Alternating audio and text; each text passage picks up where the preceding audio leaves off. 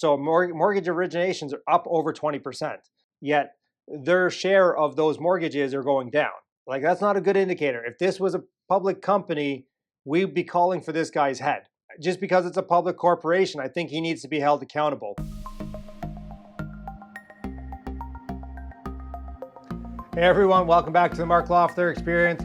We got another great show here for you today. We're going to be talking, well, CMHC. CMHC came out with a report last Thursday on February 25th, and basically saying they're wrong. They didn't apologize. They didn't mention my name in particular, saying, hey, yeah, we were wrong because we watched all Mark's videos on this. He was right and we were wrong. I mean, it'd be nice if they did go ahead and say that, yet they didn't. I'm a little disappointed. You know, maybe CMHC should give me a job as an economist. I do have my economics degree. I mean, that would be nice. We're just going to go through that report today. We're going to see what they said, see what they predict in the future. Basically, why we do these things is, should we make more a new house purchase? Should we be buying investment properties? Where should we be buying investment properties? What are we looking for? Like, what's going to happen in the general economy? And this is why I read these reports, and this is why I kind of report on them for you and give you my opinions. If you guys do like that, smash the like button below and let's get started. So here's their apology, word for word. Multiple factors, including government fiscal response to the pandemic, regional variations in shutdown measures, different homebuyer reactions and pent-up demand, as well as unequal unemployment and financial impacts across household groups, have resulted in higher than expected sales, average prices, and housing starts. By the end of the third quarter 2020, so this is just to the end of the third quarter, this doesn't even include the fourth quarter, which basically, you know, sales went through the roof. These trends had unexpectedly recovered beyond pre-pandemic levels, despite the continuing health crisis and associated risks to economic recovery. And basically they're talking about the major centers, Vancouver, Calgary, Edmonton, Toronto, Ottawa, Montreal in this thing, and it focused on sales and average prices. We will put a link to both the press release that they did and the full 18-page report. If you guys want to download that and read it, feel free. I find it some good reading. You may not. So their highlights they want us to look at: in the second quarter of 2020, sales and price levels declined sharply. No, yes and no. So it was basically the end of the first quarter in March when everything shut down at the beginning and nobody had any idea what was going on. Yeah, everything shut down, right? So there was very few people transacting on homes. I made a video, which we'll link down below, one of my first videos. So I apologize for the technical of it, because listen, I didn't have a good camera then. I was doing it on a phone. I think our microphones were crap. Like I said, like, this is a buying opportunity, and it basically lasted from like March 16th until maybe the middle of April. So even in their apology here, they're kind of getting facts wrong. And this stuff we're looking back on. I mean, this is just so when you read their stuff, like, everything with a grain of salt. Like, let's look behind the curtain, really. So by the end of the third quarter, home sales and average prices and new housing starts had recovered beyond pre-pandemic levels. I mean, we know all this. I don't know why they're writing this in February, so the first quarter of 2021, and they haven't even included fourth quarter of 2020.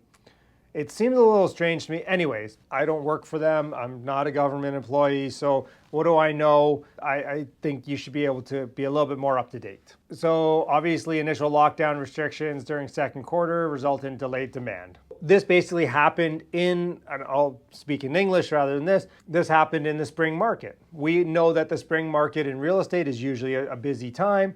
So basically this started at the beginning of the spring market, close to the beginning of the spring market, and everybody put it on hold. Legitimately, once people found out, oh, I still have a job, I can still go out and look at houses, my house is still worth something, and they started shopping again. Obviously, government response to spending mortgage deferral programs may have delayed foreclosures, which held listings down as demand was coming back to the market and sales outpaced new listings. So people who were employed and weren't and went on CERB and still couldn't pay their mortgage, or just went ahead and deferred it because they're like, extra cash at this time. Listen, in April, when they announced all this stuff, there was a lot of uncertainty. We had no idea what was going to happen in the next 2 weeks, the next 6 months. So if you could go ahead and say, okay, 6 months, I'm going to defer my mortgage payments because it's just going to let me save cash. What really happened was a lot of people took that deferral, kind of really didn't need it. They took that cash and, savings rate went from 2% in, say, July 2019 to like 27.5% in July 2020. People basically just saved it because they couldn't, like, they weren't going out, they're not traveling.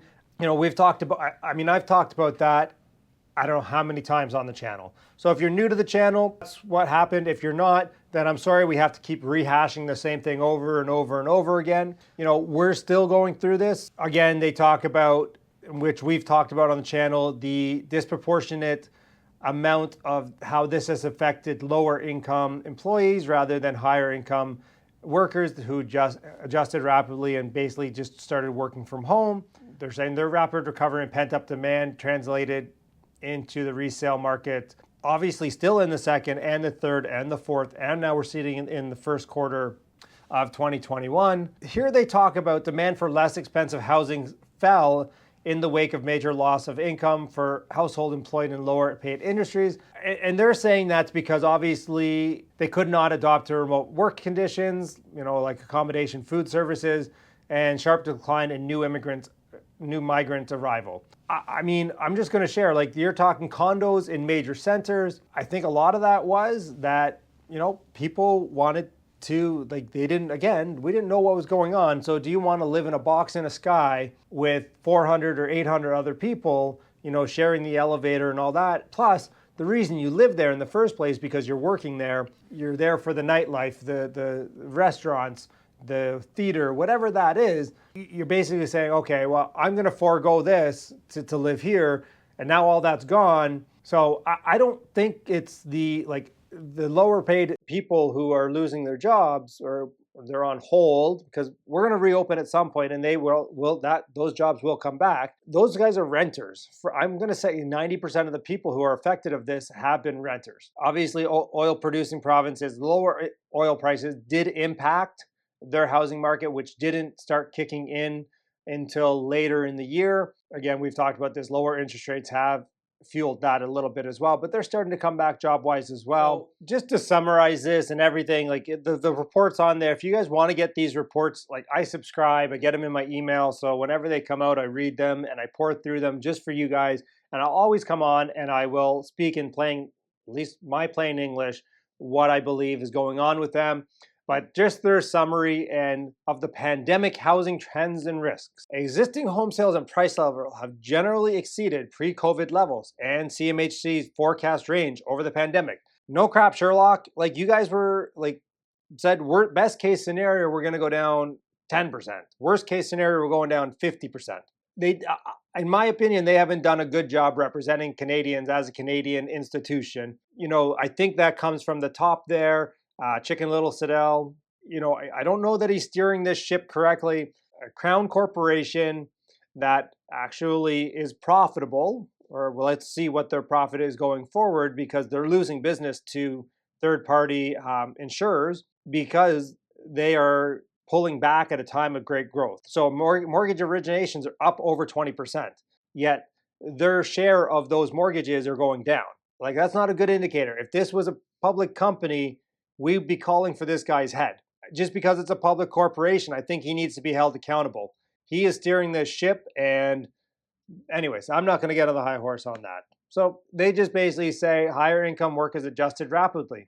Well, we've said this a lot of times. People who are fully employed and the higher incomes, they weren't affected by this. They're working from home. Not they're saying they weren't affected. They weren't affected as much economically.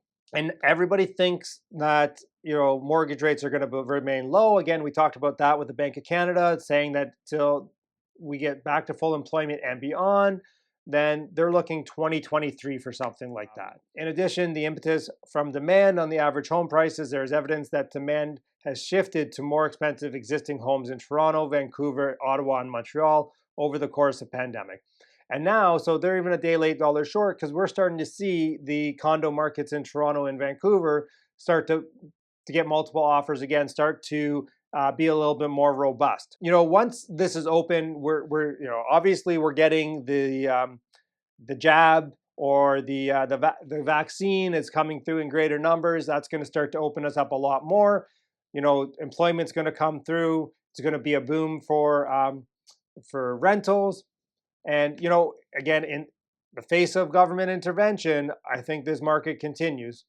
Comment down below if you think I'm right, if you think I'm wrong, if you think I just need to get a haircut. All right, everybody. Thanks. We'll see you in the next one. Have a great day.